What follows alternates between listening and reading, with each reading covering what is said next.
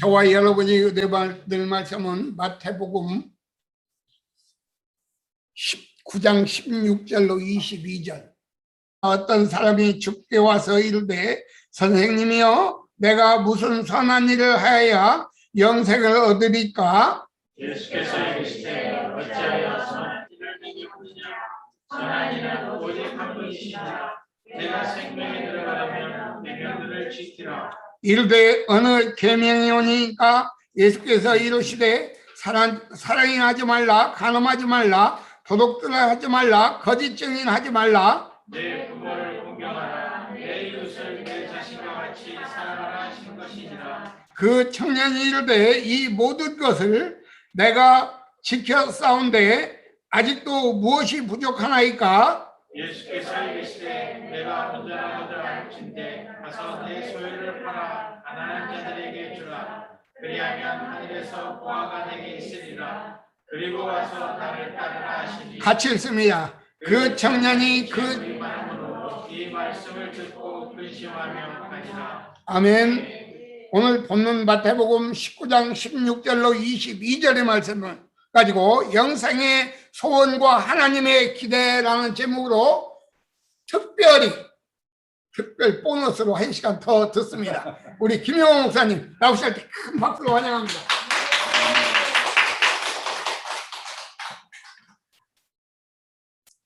감사합니다. 오늘은 특별히 제가 설교를 짧게 준비했는데 또 시간을 더 많이 주시네.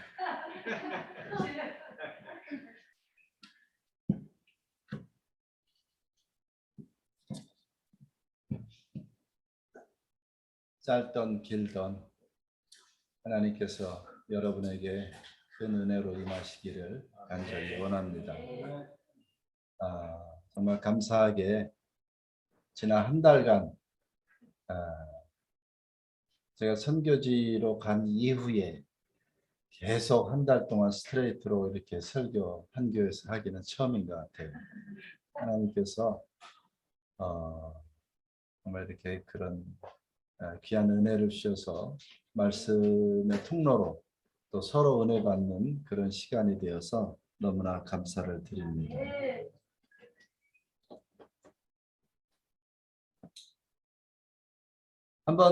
저를 한번 따라서 한번 해보시기 바랍니다. 하나님은 우리 아버지시며 나는 그분의 자녀이다. 아멘. 있습니까? 하나님은 우리 아버지시고 하나님은 우리를 향해서 너무나 큰 기대를 갖고 계세요.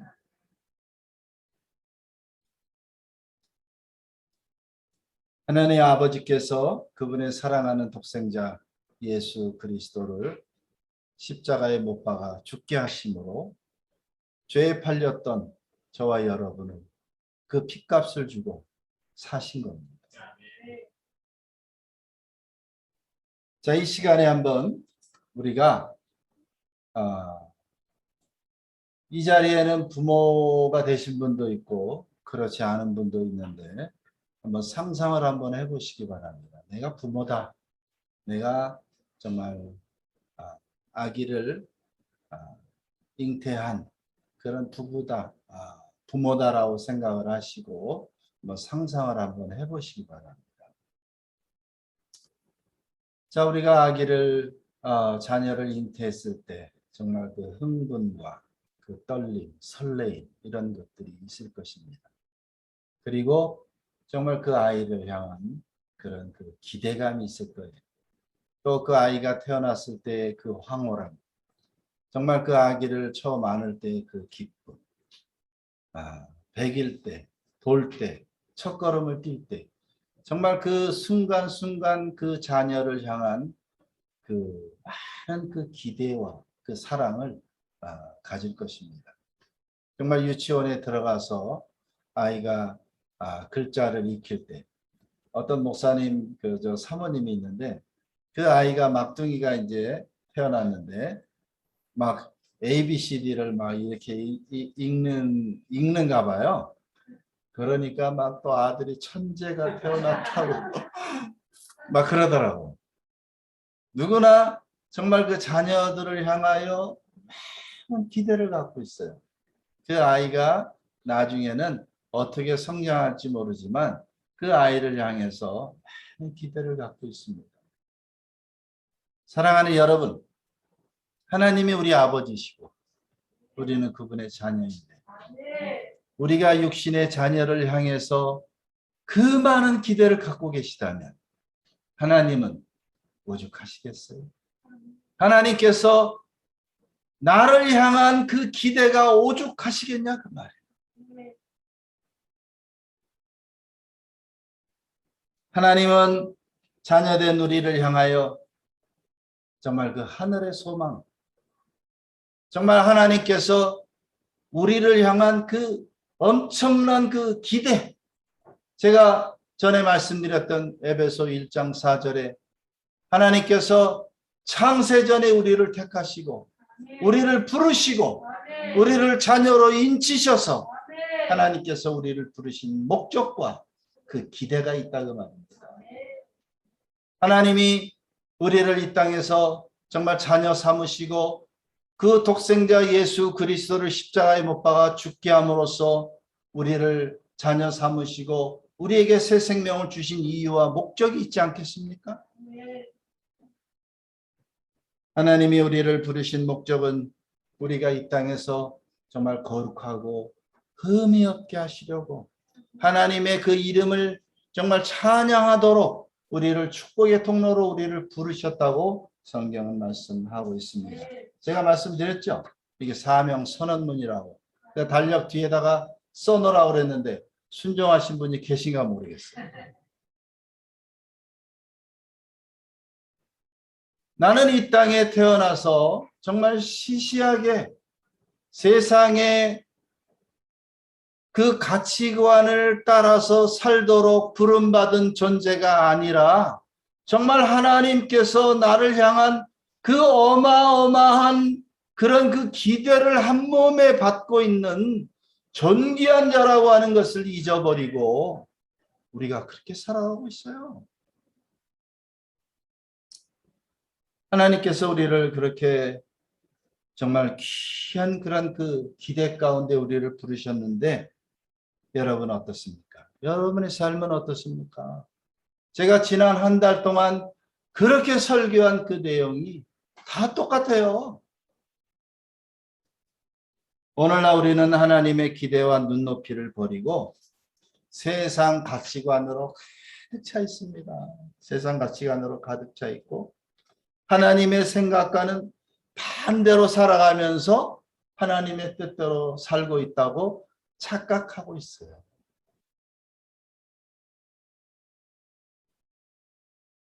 그동안 교회에서 그동안 우리가 믿음 생활하면서 축복이라고 하는 그 이름 하에 얼마나 많은 그 시간 동안 얼마나 많은 기회 동안 정말 하나님과 원수된 삶을 살았는지 모릅니다.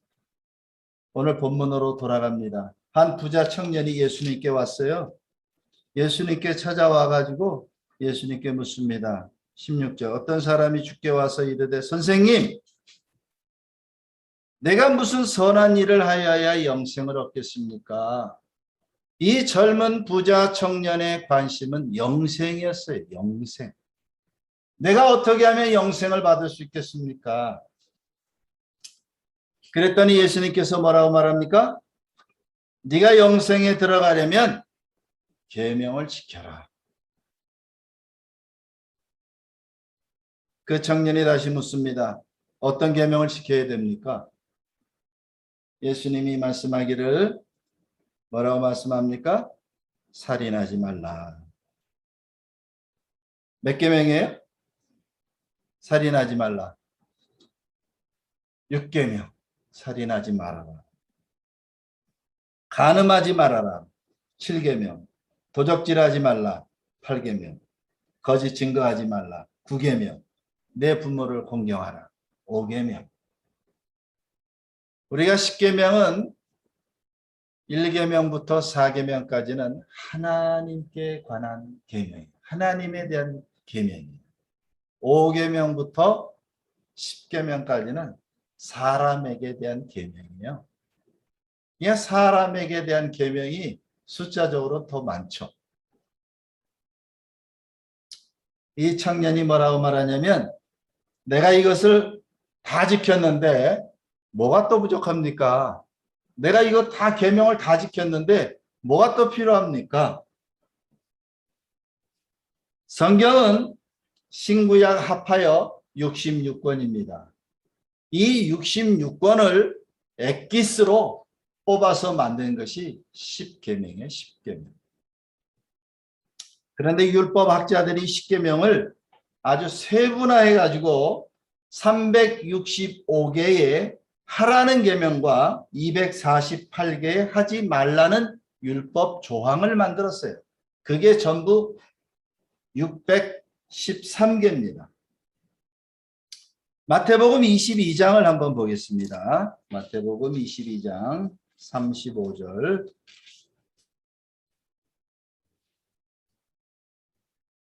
마태복음 22장 35절 다 같이 읽습니다. 시작. 그 중에 한 율법사가 예수를 시험하여 때 다 읽으세요. 40절까지. 선생님, 율법 중에서 어느 계명이 크니까? 예수께서 이르시되 내 마음을 다하고 목숨을 다하고 뜻을 다하여 주 너희 하나님을 사랑하라 하셨으니 이것이 크고 첫째는 계명이요 둘째도 그와 같으니 내 이웃을 내 자신같이 사랑하라 하셨으니 이 두 계명이 온 율법과 선지자의 강령이니라. 예. 지금 한 율법사가 예수님께 와서 시험을 합니다. 선생님, 우리가 613개의 그 율법 계명을 우리가 지키고 있는데 그 중에서 어떤 것이 가장 중요합니까? 그랬더니 예수님께서 지금 대답을 한 장면이죠. 37절에 보니까 예수께서 가라사대 내 마음을 다하고 목숨을 다하고 뜻을 다하여 주 너희 하나님을 사랑하라. 그리고 두 번째로 내 이웃을, 둘째는 그와 같으니 내 이웃을 내 몸과 같이 사랑하라.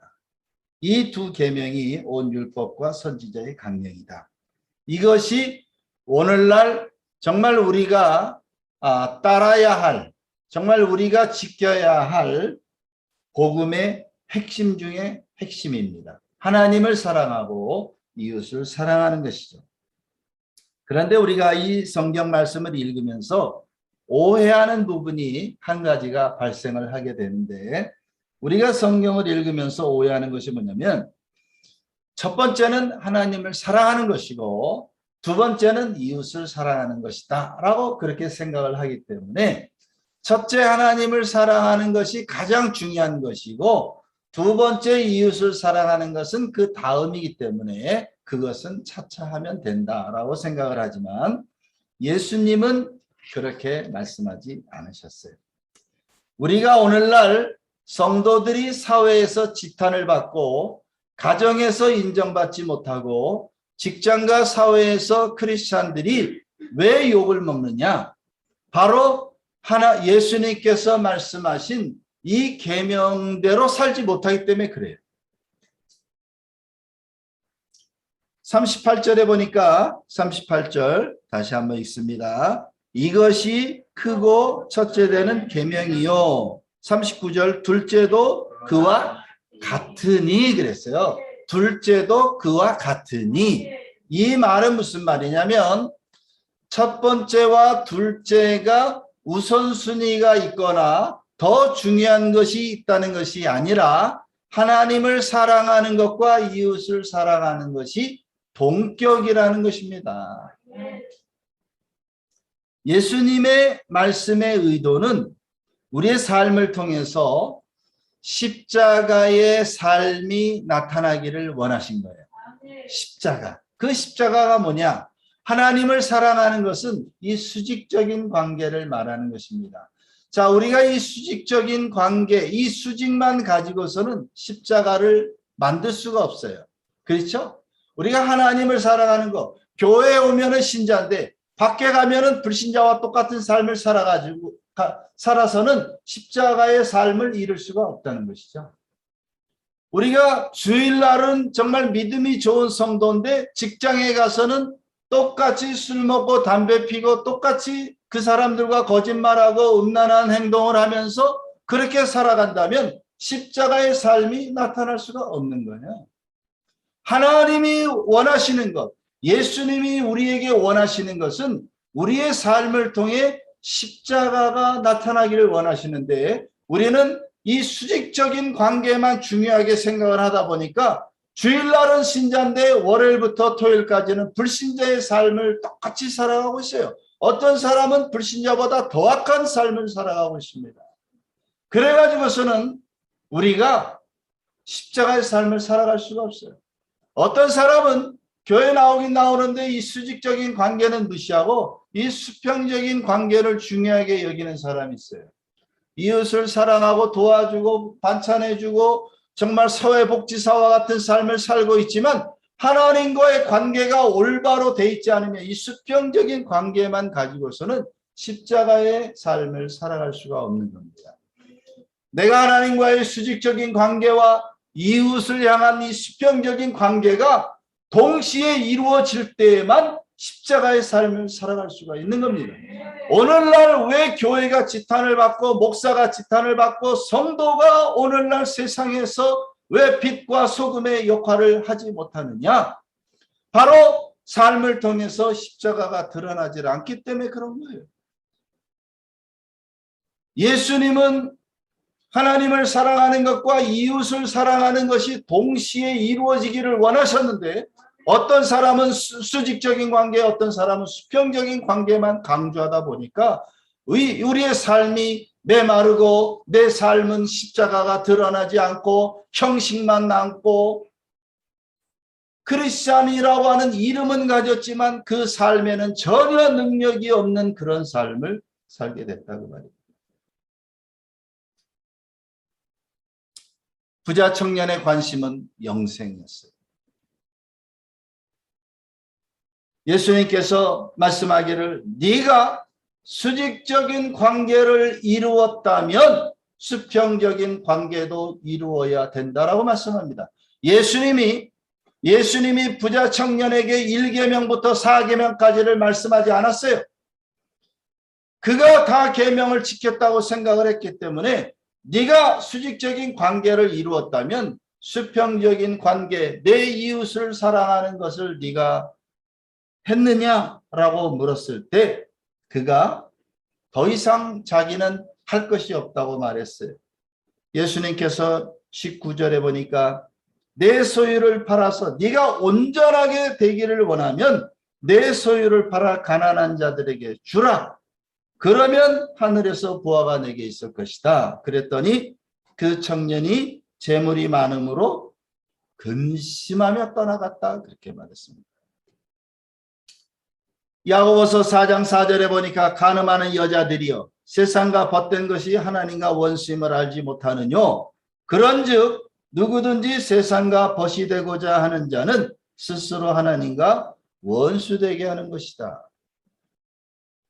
우리가 하나님과 원수되는 것이 엄청난 살인을 저지르고 강도를 저질러야 하나님과 원수된다고 생각하지만 우리의 삶이 정말 세상과 짝하고 세상을 사랑하는 것이 얼마나 많은지 우리 자신도 가늠하지 못할 정도로 우리의 삶이 그렇게 변질되어 있어요.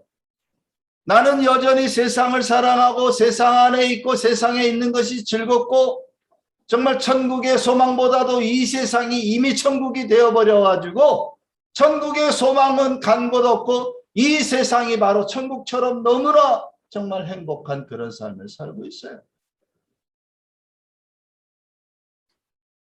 이것을 가리켜서 성경은 간음하는 여자라 그렇게 말합니다.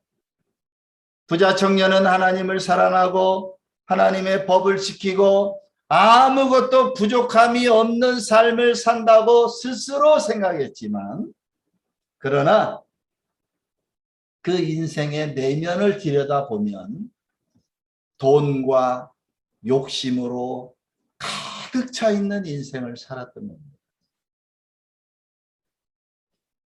마태복음 16장 24절을 한번 보겠습니다. 자, 오늘 마태복음을 이제 주로 보는데 마태복음 16장 24절. 마태복음 16장 24절부터 27절까지. 오늘은 시간이 많으니까 천천히 성경을 찾으면서 자, 마태복음 16장 24절부터 27절 다 같이 시작. 이에 예수께서 제자들에게 이르시되 누구든지 나를 따라 자기를 부인하고 자기 십자가를 지고 나를 따르시니라. 누구든지 제 목숨을 구하고자 하면 잃을 것이요 누구든지 나를 위하여 제 목숨을 잃으면 찾으리라. 사람이 만일 온 자를 얻고도 제 목숨을 잃으면 무엇이 유익하리요. 자는 무엇을 주고 제 목숨과 바꾸겠느냐. 인자가 하나님의 영광으로 그 천사들과 함께하리니 그때 각 사람이 행한 대로 갚으리라. 아멘.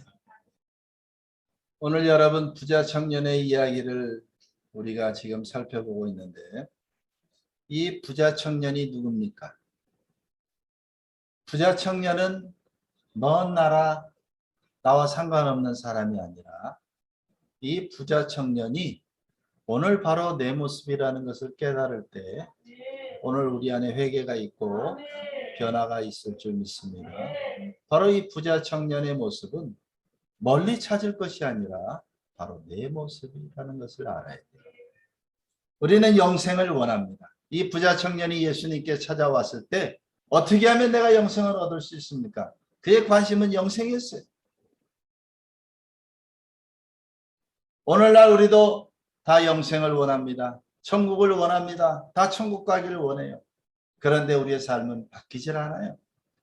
우리는 여전히 세상을 사랑하고 세상 것을 좋아하고 돈을 사랑하고 이 세상에 머물길 좋아하는데 우리는 영생을 얻습니다. 이 부자 청년이 그렇게 살았거든요. 이 부자 청년이 내 모습이거든요. 오늘 예수님께서 여기 마태복음 16장에서도 지금 우리가 읽은 말씀에 보면 제자들에게 이르시되 아무든지 나를 따라오려면 어떻게 하라고요? 자기를 부인하라고 했어요. 자기를 부인하고 자기 십자가를 지고 나를 쫓아라. 자기를 부인하고 자기 십자가를 진 다음에 나를 따라오라. 근데 우리는 예수님을 따르기는 원해. 예수님의 제자가 되기를 원해. 예수님의 사랑받기 원하지만 자기 부인하는 것은 원치 않아. 그 십자가라고 하는 것을 원하지 않아. 그 고통스러운 것을 내가 원하지 않아요. 우리는 영생을 원하지만 항상 물질적 가치가, 이 세상의 가치가 내 인생의 가장 중요한 부분을 차지하고 있어요. 두 가지 중에서 꼭 한 가지만 선택을 해야 된다면 우리의 선택은 언제나 세상이에요. 우리의 선택은 언제나 물질이에요. 내가 영생을 원하는 것 같은데 영생과 물질이냐? 부자 청년에게 예수님께서 말씀하셨던 것처럼 내 물질을 팔아서 재산을 팔아서 가난한 사람들에게 주라 그랬을 때 그의 관심은 영생이었지만 그는 물질을 선택을 했어요.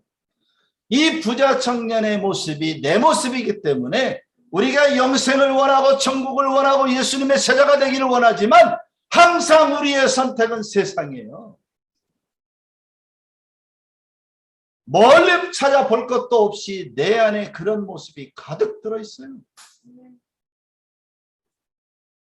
우리는 예수님의 제자가 되기를 원하지만 자기를 부인하는 것도 싫어하고 십자가를 지는 것도 싫어하고 나서기를 좋아하고 높은 데 올라가기를 좋아하고 누군가 나에게 해를 끼치면 반드시 보복을 하고 손해보기 싫어하고 이 세상의 가치관과 다를 것이 없는 그런 삶을 살아가고 있어요. 너나 할 것 없이 오늘날 똑같이. 오늘날 코로나 때문에 경제적으로 많이 어렵습니다. 제가 지난주에도 어느 분 만나고 이제 대화도 듣고 이렇게 했는데 코로나 때문에 월세를 내는 교회들이 월세를 감당 못해가지고 문 닫는 교회가 많이 생긴다는 거예요. 또 무리하게 대출을 받아가지고 건축한 교회는 대출금을 상환하지 못해가지고 경매로 넘어가는 교회들이 많다고 그럽니다. 세상이든 교회든 돈이 우상이 돼가지고 그동안 돈을 쫓아서 살다가 돈 때문에 시련이 오니까 세상도 어렵고 교회도 어렵고 교회와 세상의 경계가 다 무너졌어요. 왜냐하면 교회는 정말 하나님의 거룩함을 쫓아야 되고 정말 그리스도의 신부로 살아야 되는데 우리가 돈을 쫓다 보니까 돈이 없으니까 교회가 어려워지고 세상은 말할 것도 없고. 근데 문제는 뭐냐면 문제는 이것으로 끝나지 않는다는 겁니다. 코로나가 지금 이제 우리를 위협하고 있지만 그러나 이것으로 백신이 나오든 치료제가 나오든 이것으로 끝나지 않고 또 다른 것이 나오고 더 큰 것이 오고 이 고난과 환난의 파도가 계속해서 우리에게 닥쳐올 때에 그때마다 우리는 어떻게 하겠냐 그 말이에요. 오늘날 모든 사람들이 다 말세라고 말합니다. 세상 끝이라고 말해요. 이제는 종말이라고 말합니다. 그러면 우리는 어떻게 살아야 되겠습니까? 이 말세 때 우리는 어떤 신앙을 소유해야 되겠냐 그 말이에요. 말세가 왔다고 하는 말은 무슨 말이냐면 이제 우리가 하나님 앞에 서야 될 때가 됐다고 하는 말인데 그러면 우리가 이 말세 신앙을 어떻게 유지해야 되겠느냐? 베드로전서 4장 7절을 보겠습니다. 베드로전서 4장 7절. 4장 7절만 우선 읽습니다. 시작. 만물의 하나님이 가까이 왔으니 그러므로 너희는 정신을 차리고 진실하여 기도하라. 다시 한번 읽겠습니다. 381페이지 시작. 만물의 마지막이 가까이 왔으니 그러므로 너희는 정신을 차리고 근신하여 기도하라. 만물의 마지막이 가까이 왔으니 그러므로 너희는 정신을 차리고 근신하여 기도하라. 기도.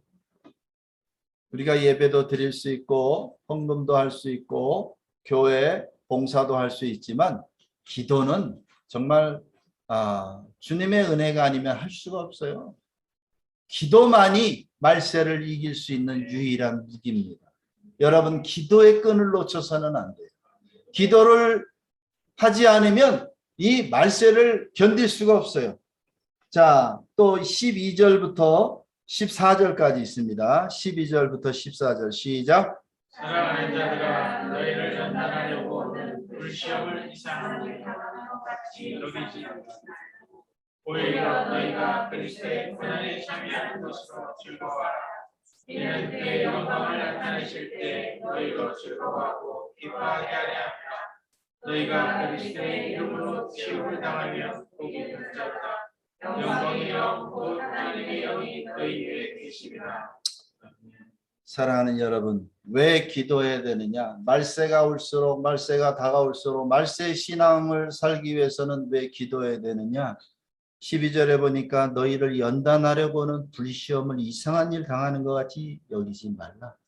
말세가 되면 여러분 편안할 것으로 생각하지 마세요. 말세는 고통입니다. 그 고통을 이길 수 있는 유일한 무기가 기도예요. 기도하지 않으면 말세를 견딜 수가 없어요. 13절에 보니까 오히려 너희가 그리스도의 고난에 참여하는 것을 어떻게 하라?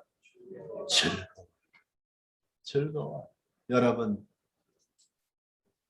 기도하는 자만이 고난을 즐거움으로 이길 수가 있지 기도하지 않으면 고난이 오는 거 누가 좋아합니까? 고난이 오면 이길 수가 없어요. 기도하지 않으면 이길 수가 없습니다. 고난이 올 때 기도하지 않는 자는 다 무너지게 되고 넘어지게 되고 퇴보하게 되고 다 신앙을 버리고 다 욕하고 떠나게 돼요. 이것이 이제 말세가 되면 점점점 더 강해지기 때문에 우리가 이 말세의 신앙 이 말세 우리가 이기기 위해서는 기도로 무장하지 않으면 안 됩니다. 14절 너희가 그리스도 이름으로 치욕을 당하면 어떻게 해요? 예수의 이름으로 욕먹는 것이 당연한 그런 시대가 오는 겁니다. 예수의 이름으로 욕을 먹는 것이 기쁘고 예수의 이름으로 고통당하고 예수의 이름으로 정말 환난을 당할 때 기뻐할 수 있는 그런 무기는 기도밖에 없어요.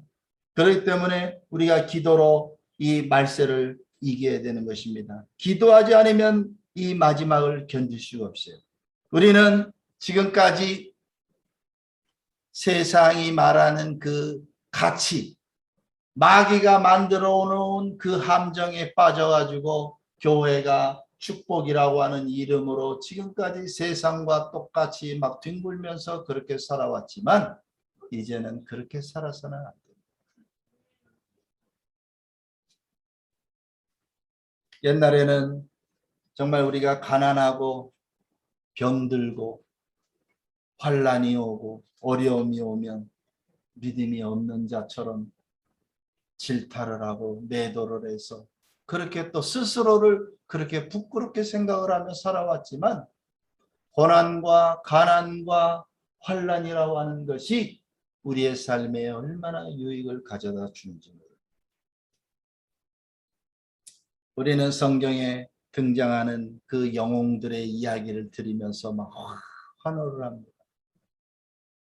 그런데 지난번 제가 다윗의 이야기를 하면서 다윗이 골리앗을 때려 죽인 그 사건으로 인해서 그가 영웅이 됐고 그가 하나님 앞에 쓰임받은 그런 위대한 인물이 된 것이 아니라 그가 밧세바 사건을 통해서 고난과 눈물을 통해서 하나님 앞에 나아갈 수 있었다고 말씀을 드렸습니다. 아브라함 75세의 부름을 받았지만 그가 모리아산에 자기의 독자 이삭을 바칠 때 그 나이는 한 110살 정도가 됐어요. 30년 내지 40년 동안 수많은 연단을 통해서 그가 하나님 앞에 쓰임을 받을 수 있었던 겁니다. 모세 훌륭한 사람이지만 그 모래바람 속에서 40년 동안 연단을 받으면서 하나님 앞에 쓰임 받을 수 있었던 거예요.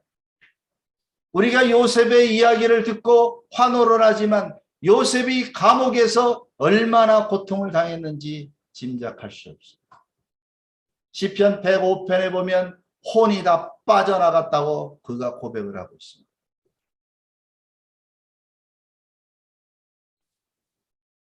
고린도후서 12장 9절을 한번 찾아보겠습니다. 고린도후서 12장 9절. 바울은 뭐라고 고백을 하고 있습니까?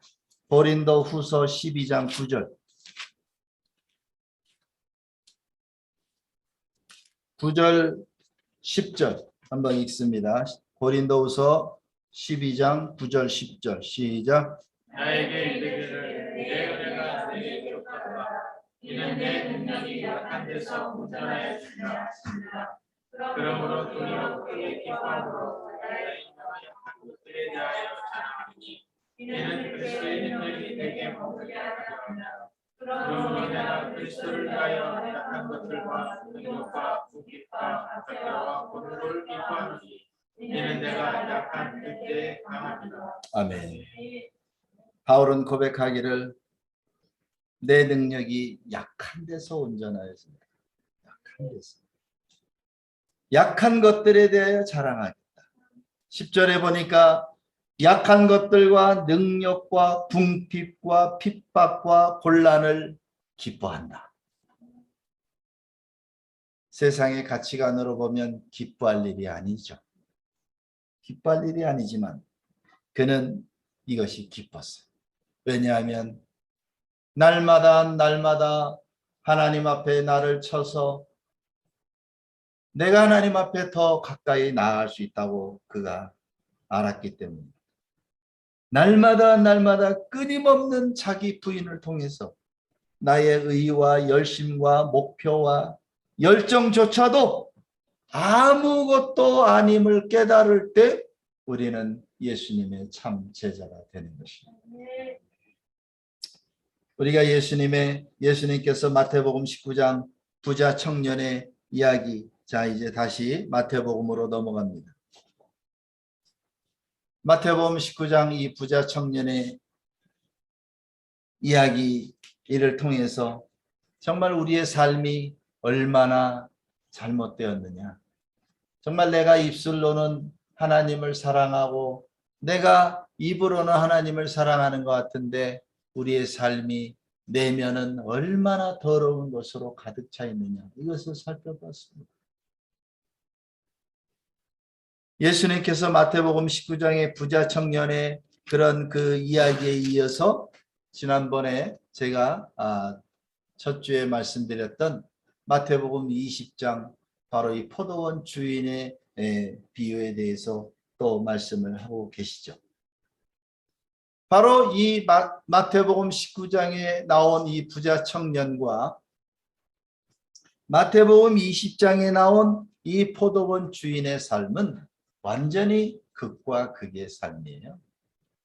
마태복음 19장에 나온 이 부자 청년은 입으로는 하나님을 사랑하고 정말 이웃을 사랑하고 그렇게 영생을 얻기에 충분한 가치가 스스로에게 있다고 생각을 했지만 마태복음 20장에 나오는 이 포도원 주인의 삶은 정말 이웃을 사랑하고 손해를 감수하고 천국 시민으로서 정말 삶을 통해 온전히 그의 삶이 그 삶을 통해 드러나게 되는 것이죠. 우리가 입으로는 하나님을 사랑한다고 말하기는 쉽지만 정말 우리의 삶을 통해 변화된 삶을 살기는 쉽지 않습니다. 우리가 지금까지 믿음이 좋은 척 그렇게 변장을 하고 지금까지 살아왔어요. 교회 안에서 내 믿음이 어느 정도인지 아무도 모릅니다. 내 삶이 어떤지 아무도 몰라요. 주일날 예배를 드리고 집에 가서 직장에서 학교에서 사회 속에서 내 삶이 어떤지 아무도 모릅니다. 아무도 몰라요. 말하지 않고 말할 수도 없고 그런 삶을 살아서 정말 다 믿음 있는 집사님, 권사님, 성도님, 권사님, 장로님, 목사님, 선교사님 그러고 살았지만 그 내면의 삶은 정말 주님이 보시기에 인정할 만한 삶이냐 이 말. 이제 말세가 되면 이런 위장할 수 없어요. 이제 숨길 수가 없습니다. 다 드러나게 돼요. 다 드러나게 됩니다.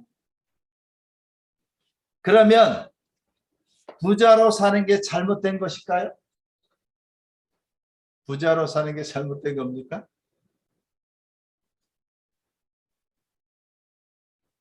여러분에게 질문을 한번 드려볼게요.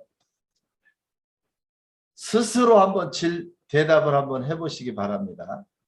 대답할 필요는 없지만 여러분이 속으로 대답을 한번 해보세요. 자, 나는 하나님을 진정 사랑하는가? 이거는 대답하셔도 되겠죠. 자, 나는 진정 하나님을 사랑하는가? 자, 솔직하게 한번 대답을 해보시기 바랍니다. 나는 정말 하나님을 진정 사랑하는가? 그렇다면 영생과 물질 앞에서 딱 한 가지만 선택하라고 할 때 여러분의 그 냉정한 그 판단은 무엇입니까? 자, 나는 하나님을 사랑합니다. 예수님 사랑합니다. 우리가 그렇게 고백을 했어요. 고백했는데 이제 오늘 이 부자 청년처럼 영생이라고 하는 것과 물질이라고 하는 것이 딱 선택을 해야 되는 그런 그 기로에 섰을 때 여러분은 어떤 선택을 해야 되냐.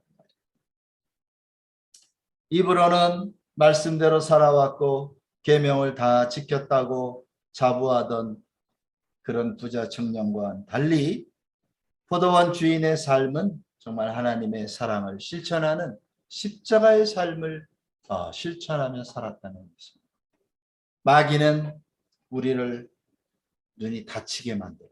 눈멀게 하고 눈을 다치고 우리의 마음을 가리워서 세상에 있는 가치가 정말 하나님의 가치인 것처럼, 그것이 정말 축복인 것처럼, 내가 막 돈이 많아야 되는 것처럼 그렇게 마귀는 우리에게 막 요구를 합니다. 돈이 많은 것이 최고인 것처럼. 선교도 돈이 많아야 된다고 말하는 사람도 있습니다. 어떤 분이 몇 주 전에, 한 2주 전에 어떤 분을 만났는데 돈이 있어야 선교를 하죠. 막 그러더라고요. 그래서 이제 우리는 뭐 그런 그릇도 안 되고 돈이 있다고 해서 선교하는 게 아닙니다. 오히려 돈을 줘서 선교지의 영혼을 망가뜨리는 경우가 많이 있습니다. 그랬더니 이분이 온 동네방네 소문을 쫙 다 내고 뭐라 그러냐면, 아, 김영호 선교사는 돈이 엄청 많대. 그리고 돈이 필요 없대. 그리고서 모든 뭐 이제 그동안 선교하던 모든 거를 다 끊어버렸어요. 다 끊어버렸습니다.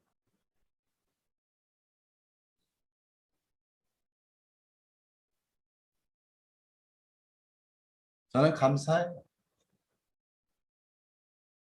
정말 선교 헌금 10,000원, 5,000원 보내도 정말 마음을 같이 할 수 있고, 정말 믿음으로 동일한 시각과 동일한 방향을 가지고 가는 것이 중요하지, 막 돈을 준다고 해서 선교사를 좌지우지하려고 그러고, 아무튼 어느 교회 가가지고도 그분하고 어느 교회를 또 간 적이 있었는데, 교회 가가지고 설교하면서 어렵다는 소리를 안 했다고 야단을 또 엄청 맞았습니다.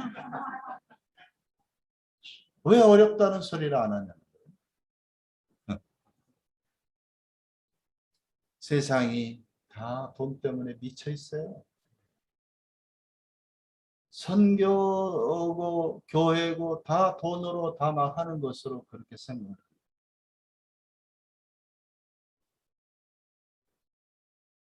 우리는 마귀가 우리의 눈을 찌르고 마음을 찔러서 눈이 다치고 마음이 상한 이것을 믿음으로 회복해야 합니다.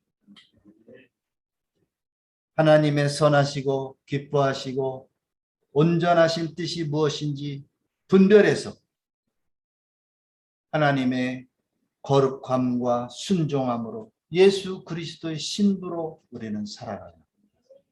오늘날 세상의 가치는 돈이 최고인 세상입니다. 여러분, 참 무서운 이야기인데, 제가 살고 있는 태국에는 직업 청부업자가 있어요. 한국 돈 300만 원만 주면 누구든지 죽여줘요. 저는 생각하기를 이 세상에 가장 존귀한 것이 사람의 목숨이라고 생각합니다. 그런데 이 세상은 돈 300만 원에 사람을 가차없이 죽여버립니다. 간단해요. 오토바이 타고 2명이 헬멧 쓰고 시커먼 헬멧 쓰고 번호판 다 띄고 뒤에는 총을 들고 앞에는 운전하고 가다 쏘고 그냥 도망가 버립니다. 잡지 못해요. 어떻게 잡아요? 번호판도 없고 헬멧으로 시커먼 헬멧 쓰고. 태국에 직업 청부업자들이 있어요. 필리핀은 더 쌉니다. 200만 원만 주면 사람 죽여요. 필리핀에서 한국 사람 매년 10명씩 죽습니다. 여러분, 우리의 가치가 어디에 있는지, 마귀가 무엇을 원하는지, 마귀가 어떤 목적을 가지고 우리를 눈멀게 하고 우리의 마음을 상하게 하는지 이것을 보지 못하면 우리는 이것이 하나님의 축복인 것처럼 그렇게 살아가고 있습니다. 정말 우리가 돈이 죄는 아니지만 하나님께서 나에게 물질을 주셨다면 정말 조심하고 또 조심하고 신중하게 하나님의 나라와 영광을 위해서 사용해야 합니다. 우리는 세상의 종이 아니에요. 우리는 물질의 종이 아닙니다. 우리는 마귀의 밥이 아니에요. 그런데 마귀는 우리를 돈이라고 하는 미끼를 가지고 아가미를 꿰가지고 이리 끌고 저리 끌고 다니다가 결국은 파멸시키고 마는 것입니다. 마지막으로 예수님의 말씀 한마디 하고 이제 설교를 맺으려고 합니다. 마태복음 7장 13절 예수님께서 뭐라고 말씀합니까? 좁은 문으로 들어가라. 좁은 문으로 들어가라. 멸망으로 인도하는 문은 크고 그 길이 넓어 그리로 들어가는 자가 많고 생명으로 인도하는 문은 좁고 길이 협착하여 찾는 이가 적다고 말합니다. 좁은 문으로 들어가는 것을 두려워하지 마세요. 좁은 길을 가는 것을 오히려 하나님 앞에 감사함으로 담대히 나가시기 바랍니다. 왜냐하면 그 길이 생명으로 인도하는 길이기 때문인 것입니다. 사랑하는 여러분, 이제 오늘 그동안 이제 우리가 5주간에 걸쳐서 제가 5번에 걸쳐서 설교를 했는데 본문은 다 다르지만 내용은 다 한 가지예요. 이제 우리가 정말 유치원 20년 다닌 그런 삶을 청산해야 합니다. 오늘 졸업식이에요. 졸업식. 오늘 여러분 졸업식이야 합니다. 오늘 유치원 30년 다닌 졸업식을 이제 하고 초등학교 30년 다닌 것을 자랑스러워할 게 아니라 오늘 우리는 졸업식을 해야 합니다. 이제는 이 기초신앙, 정말 이 초보신앙을 버리고 우리는 더 깊은 단계로 나아가야 합니다. 이제는 마귀가 끄는 대로 끌려다니는 인생이 아니라 정말 존귀한 인생, 거룩한 하나님의 그 사명자로 우리는 살아가야 될 줄 믿습니다. 하나님이 우리를 향해서 너무나 큰 기대를 갖고 계신데 우리의 관심은 여전히 세상에 속해 있고 우리는 손에 잡은 것이 최고인 줄 알고 지금까지 그렇게 살아왔지만 오늘 우리는 정말 이 가치관을 바꿔야 되고 정말 유치원 30년 다닌 이 신앙생활을 우리가 청산하고 정말 예수님의 그 가치, 세상의 가치가 아닌 하나님의 눈높이를 가지고 정말 내가 어떻게 살아야 할지 오늘 결심하는 시간이 되시기를 바랍니다. 다 같이 눈을 감으시고 하나님, 정말 내가 하나님 지금까지 정말 하나님의 눈높이를 가지고 살지 못했습니다. 하나님이 나를 향한 그 놀라운 계획을 갖고 계시고 놀라운 기대를 갖고 계신데 여전히 나의 눈은 세상을 향하고 나의 관심은 여전히 세상에 속해 있었습니다. 하나님, 정말 이 초보신앙을 버리고 사명자의 길로 나가기 원합니다. 예수 그리스도의 거룩한 신부가 되길 원합니다. 하나님, 거룩한 목적을 가지고 하나님의 이름을 위하여 이제 살기 원합니다. 이 말세에 하나님, 정말 이 말세를 이기기 위한 그 말세 믿음을 내게 허락하여 주시옵소서. 우리 다 같이 주여 한번 크게 부르고 기도하겠습니다. 주여! 거룩하신 하나님 아버지, 정말 아버지 하나님이여 지금까지 우리의 삶을 아버지 하나님이여 돌아보면 너무나도 아버지 하나님이여 부끄럽고 너무나도 아버지 하나님 정말 안타까운 그런 삶을 살았습니다. 하나님 아버지, 정말 아버지 하나님이여 부자 청년처럼 영생에 관심은 있었으나 우리의 삶은 여전히 변화되지 못하고 여전히 아버지 하나님이여 세상과 돈과 욕심에 끌려다니는 인생을 살았습니다. 하나님 아버지, 정말 아버지 하나님의 이제 이 초보신앙을 버리고 정말 좁은 길로 나가기 원합니다. 좁은 문으로 들어가기 원합니다. 그리스도의 아버지 하나님이여 참제자가 되길 원합니다. 성령으로 아버지 하나님이여 살아가기 원합니다. 주님 뜻대로 아버지 하나님이여 살아가기 원합니다. 아버지 하나님이여 돈이 목적인 인생이 아니라 아버지 하나님 우리가 정말 하나님의 뜻대로 아버지 하나님이여 살아가기 원합니다. 믿음대로 살아가기 원합니다. 성령으로 살아가기 원합니다. 주여 도와주시옵소서. 성령이여 역사하여 주시옵소서. 하나님 도와주시옵소서. 이제 우리의 삶을 아버지 하나님 온전히 주님께 바칩니다. 주님 온전히 다스려 주시옵소서. 거룩하신 예수님 이름으로 간절히 기도하옵나이다. 아멘. 한 절, 여러분이 한 절 교독하겠습니다.